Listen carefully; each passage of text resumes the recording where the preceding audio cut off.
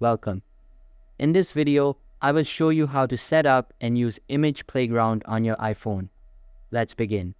Open the Image Playground application. You will see an information card explaining how to set it up. Tap on Setup. This redirects you to the Image Playground application. Exit the app.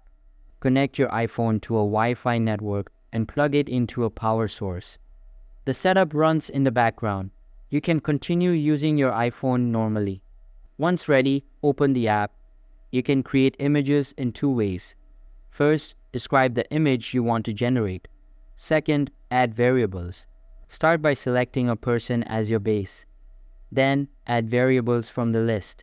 For example, add Starry Night and Astronaut. After a few seconds, the app generates a set of images, usually 3 or more. You can also add a custom variable by typing into the text box. When satisfied, tap Done in the top right corner. To save an image, tap the share icon at the bottom left and select Save Image. This saves it to your Photos library. To edit the image, tap Edit in the bottom right. Select the image and add more variables. Swipe down to view all generated images. Tap the plus button to start a new one. That's it, guys. Thank you for watching.